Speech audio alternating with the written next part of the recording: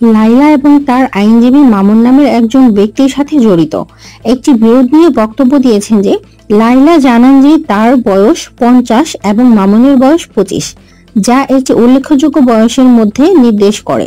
তার আইনজীবী জোর দিয়ে বলেন যে লাইলার বয়স তার জাতীয় পরিচয়পত্র দ্বারা নির্ধারিত হওয়া উচিত, মৌখিক দাবিতে নয়, এবং আদালত প্রমাণপত্রের উপর নির্ভর করবে।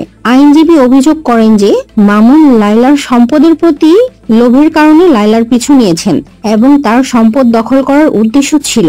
লাইলা নিজেও দাবি করেন যে মামুন একটি উদ্দেশ্য নিয়ে তার জীবনে এসেছিলেন এবং তার লক্ষ্য অর্জনের পর সে চলে গেছে, যা স্বার্থপরতার উপর ভিত্তি করে একটি সম্পর্ক বোঝায়। তিনি এমন ব্যক্তিদের সমালোচনা করেন যারা স্বার্থপরের কারণে বা প্রতারণার জন্য সম্পর্ক স্থাপন করে এবং দ্রুত নতুন সুযোগের দিকে এগিয়ে যান। তাদের সম্পর্কের প্রতি লাইলা স্পষ্ট করে বলেন যে মামুন তার বাগদত্তা ছিলেন। তিনি মামুনের মায়ের দাবিতে অস্বীকার করেন, যিনি কথিতভাবে বলেছিলেন যে তারা ভাই বোন ছিলেন।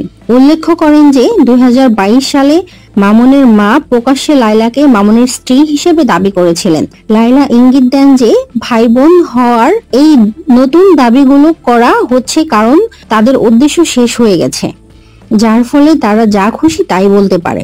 লাইলা তার উল্লেখ করেন যে প্রিন্স মামুনের সাথে তার সম্পর্ক শুরু হওয়ার আগে তিনি একজন বয়স্ক প্রতিষ্ঠিত ব্যক্তির সাথে বিবাহিত ছিলেন, যা পারিবারিক সম্পর্কে হয়ে উঠেছিলেন। তিনি যাদের সাথে ভিডিও করেন তাদের এবং তার ব্যক্তিগত সম্পর্কের মাধ্যমে পার্থক্য ছিলেন।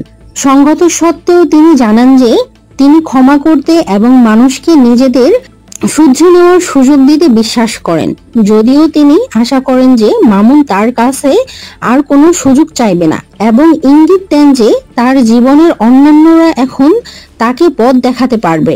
তিনি এই বলে উপসংহার টানেন যে যখন স্বার্থপর এবং প্রতারক ব্যক্তিরা কারো জীবন থেকে চলে যায় তখন এটি একটি আশীর্বাদ হয়ে পড়ে।